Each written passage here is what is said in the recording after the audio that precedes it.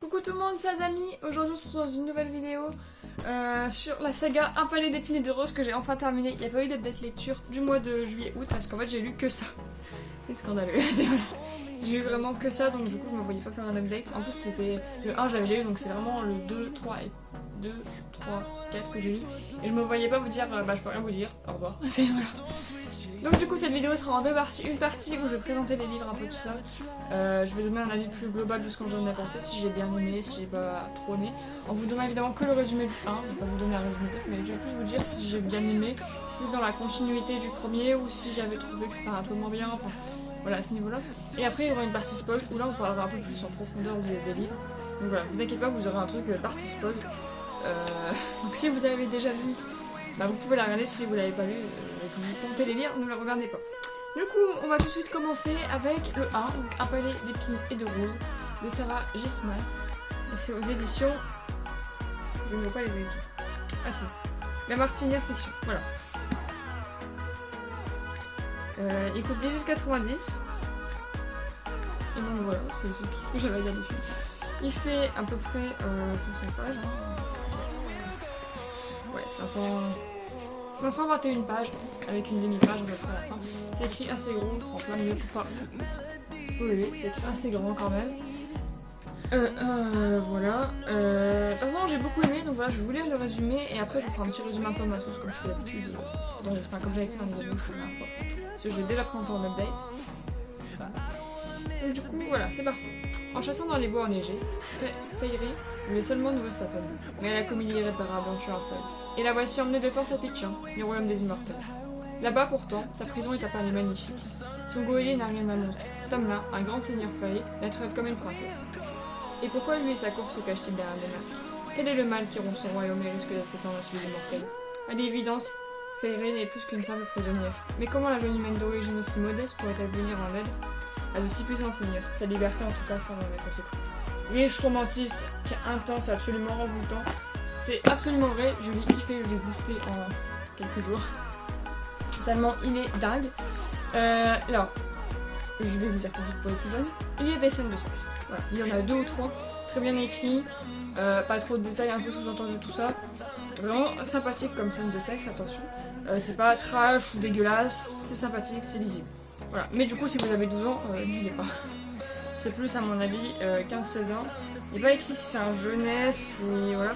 Pour moi, ça doit être un young adulte, jeunesse, enfin, adolescent, un peu plus pour l'adolescent et jeune adulte, parce que l'héroïne a une vingtaine d'années, pas plus. Donc normalement, c'est à peu près en fonction de l'âge de l'héroïne, enfin du héros, parce que c'est forcément une héroïne. Que c'est jeune adulte, tout ça, donc voilà. Qu'est-ce que j'en ai pensé? Et bah, je l'ai énormément apprécié, avec l'histoire qui est extrêmement envoûtante. On tourne les pages assez rapidement quand même. J'ai pas trop aimé au début le caractère de l'héroïne qui est un peu en mode... la meuf déjà elle tue un mec. Bon déjà c'est pas ouf quoi. Sans savoir que c'était un homme. Elle le tue, il y en a un qui va la voir, qui vient la chercher celle en mode oui bah avec le traité tu viens avec moi. Et donc du coup il l'enlève. C'est des gens, enfin c'est des créatures qui peuvent potentiellement la tuer, qui ont une forme animale pour certains, tout ça, elle en est consciente, qui sont extrêmement fortes. Et au lieu de se faire toute petite, c'est ouais d'abord qu'est-ce que tu vas me faire maintenant, enfin non, tu fermes ta gueule. Tu tais quand c'est comme ça, tu ne commences pas à faire ça. Elle le fait, après c'est expliqué, enfin on comprend avec le passé de l'héroïne, donc ça la rend attachante, donc ça va. J'avoue qu'au début j'étais en mode... Ouais, bon, ça va me saouler, c'est clairement, j'avais envie de les foutre des claques. Bon, ça va pas durer longtemps parce qu'après on a un peu plus de son passé, tout ça. Voilà. Donc j'en dis pas énormément plus parce que c'est... Il n'y a pas besoin de grand chose de plus pour le vendre. C'est un mélange de fantastique, d'humain, de... un peu poétique quand même au niveau des trucs. Avec de l'action quand même, c'est quand même de la guerre dedans, de l'amour. Enfin c'est un peu petit mélange qui peut plaire à pas mal de monde. Donc voilà, j'en dis pas spécialement plus parce que j'ai pas envie de spoiler. J'en reparlerai dans la partie... spoil, mais vraiment celui-là, coup de cœur, c'était pendant le confinement que je l'ai lu, ou juste avant le confinement, et on a appris qu'on était confinés, du coup j'ai tout de suite été commandé les autres, enfin les deux suivants, parce que je voulais trop lire la suite. Et quand j'ai lu les deux suivants, un problème s'est né à moi. Donc déjà, je les ai reçus très tard. Le confinement était presque terminé. Donc le 2, je l'ai lu cet été parce que j'avais pas eu le temps spécialement de m'y pencher. Après, avec le retour en cours, tout ça, pas eu trop le temps. Je ne vous lis pas le résumé parce que forcément ça va vous spoiler. Là du coup c'est plus un peu psychanalyse post-guerre. Voilà, c'est un peu ça. Je peux pas en dire vraiment plus. Moi j'ai trouvé génial. C'est vraiment une pépite. Il est un peu plus gros que son prédécesseur. Ouais, 719 pages. C'est plus gros, forcément. Ça fait beaucoup plus à lire qu'avant avec un roman de 510 pages. Ça fait quand même 200 de plus. Mais il est génial. Vous pouvez foncer les yeux fermés. Si vous avez aimé le 1, vous allez forcément l'aimer. C'est obligé. Et du coup, là, je me suis retrouvée avec un problème. J'avais pas commandé celui-là. J'avais commandé que ce que je pensais le 3. Et quand je le reçois, je vois dans le bas, tome 3, c'est pas celui-là. Et du coup, je me suis dit, ah non. Donc j'étais dégoûtée. Il est très bien aussi. Il est dans la même lignée que le premier et le deuxième. Peut-être même un peu mieux, oui. Il est mieux que le deuxième. Pas aussi bien que le 1. Mais il est quand même mieux que le deuxième. Je vais le dire, là, il y a 727 pages. Et dans le 2, il y a aussi des scènes de sexe. Il y en a une ou deux. Un petit peu plus explicite que dans le 1. Mais c'est pas gênant. Enfin, honnêtement, moi ça m'a pas choqué. Et j'ai 17 ans, j'apprends, j'ai 18. Ça m'a pas choqué. Toujours pareil, si vous avez 12-13 ans, ne lisez pas ça. Si vous avez 16 ans, ça va pas vous choquer. 15, ça dépend de votre maturité. 17, c'est mieux. 16-17, je pense que c'est à peu près l'âge visé pour commencer à les lire parce que avant, même 15 ans, je trouve ça un peu jeune. Voilà. Et du coup, voilà, j'étais un peu en mode oui, je sais pas, du coup, j'ai pas pu le lire tout de suite. Et du coup, j'ai été acheter celui qui pensait être le 3. Déjà, il est beaucoup plus fin. Voilà. Celui-là, il fait dans les 700 pages aussi, je sais plus si je l'ai dit. Au pire, je le redis. Il fait 727 pages celui-là, donc il est quand même gros. Et quand j'ai vu celui-là dans le magasin, je me suis dit il fait... Ah oui, mais c'est compliqué. En soi, il fait 303 pages, mais on te vend le prochain qui va sortir forcément jusqu'à la page 329. En soi, ça fait 300 pages. Je vais le laisser ouvrir parce qu'il y a le truc de prochaine saga, ça va me servir pour après la partie spoil. Par contre, derrière celui-là, j'ai oublié de le montrer. Finesse quand j'ai vu. Voilà, il y a écrit c'est celui-là. Donc du coup, j'étais un peu en mode, c'est lequel? Du coup, j'ai regardé un peu sur internet, tout le monde me dit que c'était celui-là. J'ai vu que c'était majoritairement celui-là qui était mis en avant. Du coup, j'ai lu les premières pages et en effet, même le résumé coïncide bien avec le 2, donc c'est bien le 3. Je l'ai beaucoup aimé, préféré au 2 même. Et pourtant, j'avais kiffé le 1 et le 2. Le 2, il était bien. Il était dans la même lignée, je trouvais qu'il s'élevait un petit peu moins que le premier, mais vraiment genre une petite différence de que dalle. Et lui, il s'élève carrément dessus. Et on va dire que j'ai quand même préféré le 1 parce que le 1 il y a aussi l'attachement, je découvre le livre et tout, j'avais kiffé. Mais en soi, on pourrait presque dire qu'il est aussi bon, voire même meilleur. Voilà, j'ai failli le faire tomber, c'est génial. Et pour le dernier, j'ai été extrêmement déçue déjà par le nombre de pages. Je me dis bien qu'il va pas se passer grand chose. Et alors en soi, il est bien. Il est très bien. Il est très bien écrit toujours. Et en fait, c'est une bonne mise en bouche pour la suite. C'est tout. C'est juste ça. Je peux le dire comme ça. Si vous lisez à la suite des autres, ça va. Si vous faites une pause entre le 3 et le 4, vous allez pas lire. C'est sûr. C'est forcément obligé parce que du coup, quand tu lis dans la continuité du 3, bah t'as l'impression que c'est encore le 3 et que c'est un peu la fin du 3 qui se calme un peu plus. Mais si vous lisez genre ceux qu'ils ont eu à la sortie, clairement je comprends. Il n'a pas été très apprécié, il ne se passe pas énormément de choses par rapport à ceux d'avant où il y avait de l'action, il y avait des bagarres, des trucs, machin, il ne se passe pas grand chose, voilà. C'est ce que je veux dire. Donc du coup maintenant on va passer à la partie spoil. Merci à tous ceux qui sont venus jusque là pour la partie non spoil et du coup bonjour à ceux de la partie spoil qui restent, on continue tout de suite.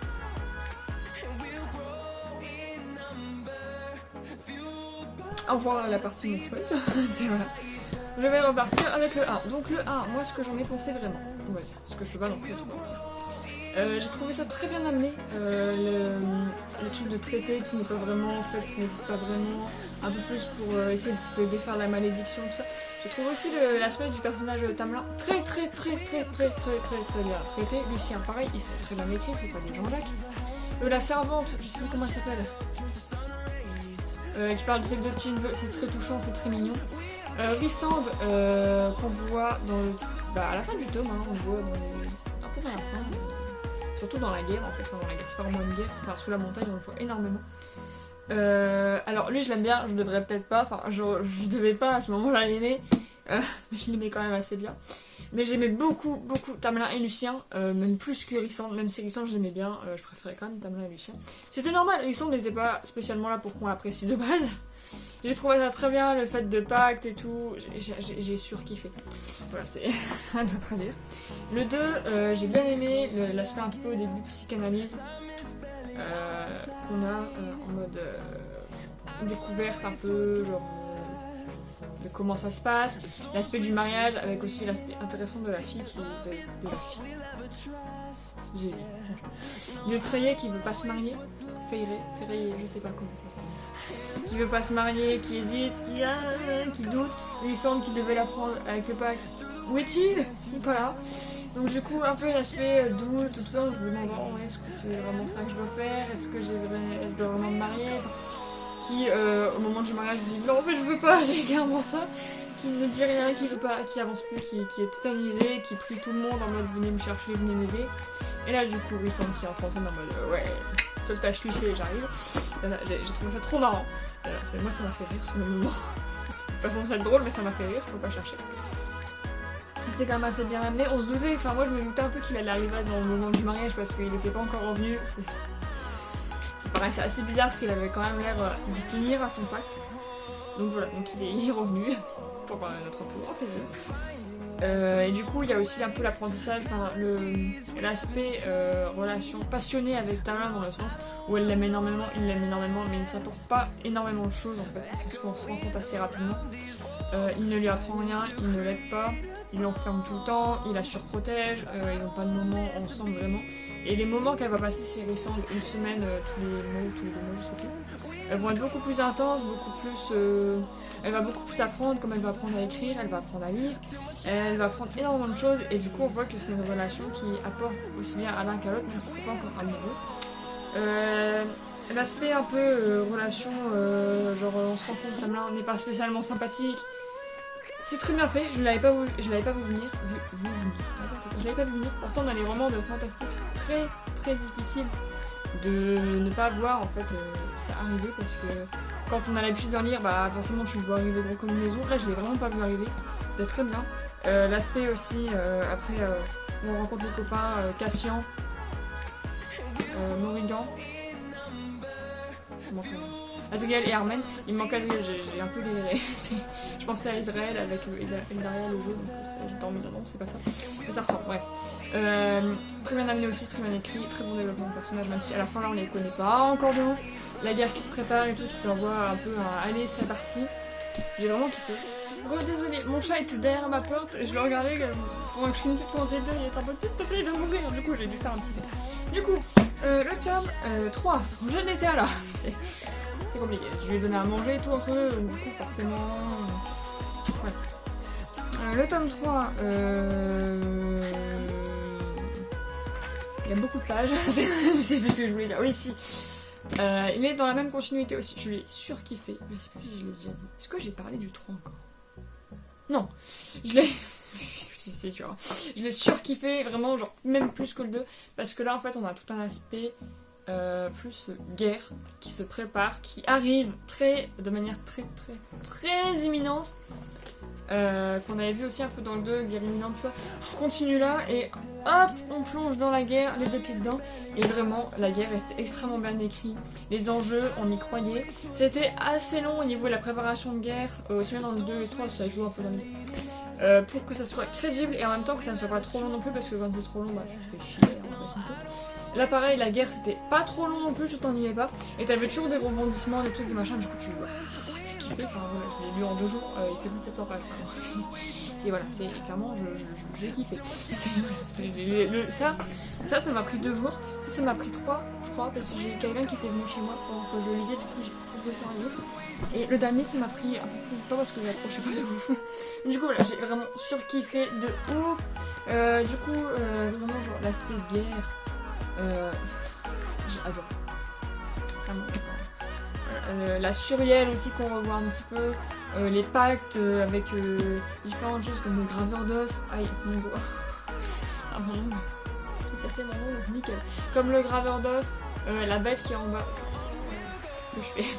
La bête, putain, la bête qui est en bas, je sais plus son nom. Vraiment, genre, attachement personnel aussi. Le père qui arrive, on ne s'y attendait tous pas du tout. Enfin, ça, j'ai trouvé ça un peu tiré par les cheveux. Le père qui arrive, Hélène déprimée parce que son fiancé ne veut plus d'elle, parce qu'elle est devenue immortelle. C'est vrai qu'il y avait ça dans le dos aussi, je voulais le dire. C'est tellement de choses. Vraiment, genre, tellement de choses à dire sur le 2 et le 3 qu'en plus j'ai vraiment lu les suites, donc du coup j'ai l'impression que ça fait qu'un bouquin. Et genre, c'est vraiment la partie que j'ai adorée. Hérissant de et le 3, alors clairement on sait que le 3, j'appelle ça le 3 parce que pour moi il n'y en a que 2, sur les 4. Donc on sait clairement que ça continue, voilà. Avec un petit morceau du livre. Alors, s'il n'y aurait pas eu ça, clairement je l'aurais défoncé le livre. L'efficace, ça passe pas. Alors là on a pareil encore une fois, psychanalyse post-game.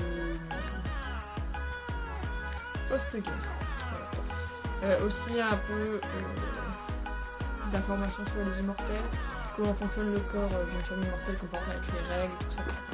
Le truc sympa, ça apporte des détails en plus, ça ajoute de la crédibilité. Après, est-ce qu'on s'en fout pas un peu? Je laisse oui, on s'en fout complètement. Après, le fait que ce soit hyper nu, il se passe pas grand chose, on voit juste notre héroïne passer à travers la ville et faire oh là là, j'aimerais bien peindre, mais quand même, ça me rappelle de mes souvenirs. Qui se peint, on prépare le solstice. Là, on passe tout le temps d'un point de vue différent, c'est-à-dire qu'on fait Rissant, Morrigan, Freyé, pardon, j'ai dit, Mista. Bon, ça ajoute un peu Azriel.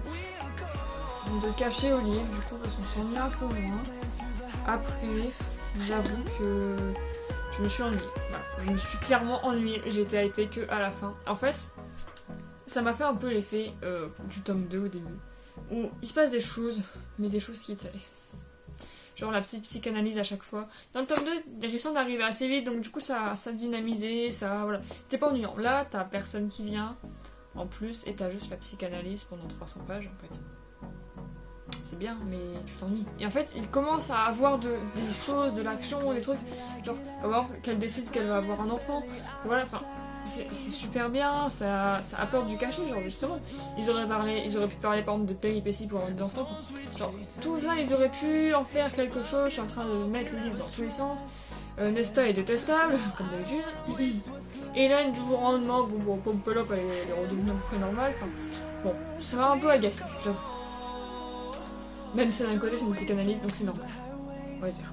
Mais, s'il n'y avait pas ce putain de message à la fin, comme quoi ça continue, ça aurait été clairement une grosse merde. Je suis désolée. Et autant le mettre à la fin du tome 3, ça, et refaire un nouveau tome direct. Ça aurait été mieux. Parce que là, en fait, ça fait vraiment transition bizarre pour un nouveau tome. Et je comprends les gens qui ont acheté celui-là, qui l'ont lu, et qui ont attendu que celui-là sorte, qui râlent. C'est normal. Il se passe rien. Ouais, il se passe rien. Mais d'habitude, je les lis en 2-3 jours des romans de. Enfin, je lis en 2 jours les romans de 700 pages de cette série. Là, il fait que 300 pages. J'ai mis 2 semaines à lire. Parce que je me faisais chier. C'est-à-dire que je lisais un peu, je faisais un jeu de vidéo, je faisais ouais. Des jours, je lisais même pas. Et j'avançais pas spécialement parce que je m'ennuyais, c'est tout. Je m'ennuyais juste. La suite, il me fait. M'énerve, m'agace. Là, c'est jamais été le cas, à part dans le dernier. Et en fait, après, je y ai pensé quand je lisais, je me suis dit, ça se trouve, c'est juste une transition pour un suivant, mais il n'est pas encore sorti. Du coup, ça va me frustrer. Et c'est vrai que ça frustre, mais d'un autre côté, au moins, on reste attaché à la série. C'est très intelligent de faire ça. Mais pour les lecteurs, j'aurais préféré qu'elle fasse un roman un petit peu plus gros, avec un peu d'action, tout simplement. Ah oui, parce que là, ça nous vend clairement de l'action qui va arriver.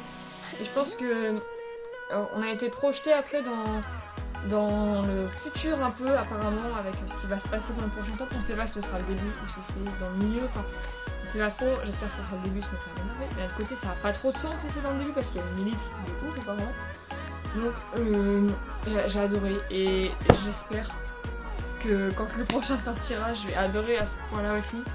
Il y a des chances quand ils sortent que je l'achète tout de suite parce que trop bien. Décidément cette vidéo j'ai vraiment du mal à la tourner. J'ai carrément trouvé de tenue, j'ai dû aller à la librairie donc bref. J'arriverai jamais à la finir. Du coup, je disais que quand la suite sortira, je vais l'acheter tout de suite tellement j'ai kiffé. Donc voilà, en tout cas, du coup, on se retrouve quand la suite sortira pour en parler. C'est plus fort du tout. En tout cas, moi j'espère que cette vidéo elle t'aura plu. N'hésite pas à laisser un commentaire pour me dire ce que t'en as pensé de la saga, ce que t'as aimé, ce que t'as pas aimé. Peut-être si jamais t'as un commentaire contenant du spoil, mettre alerte au spoil au début ou attention, il y a du spoil pour pas que les personnes qui vont être spoilées le lisent. Voilà, même si je pense pas que ça soit très utile, faites-le au cas où. En tout cas, moi j'espère que cette vidéo elle t'aura plu. Je vous dis à plus pour une prochaine vidéo. Bye bye tout le monde.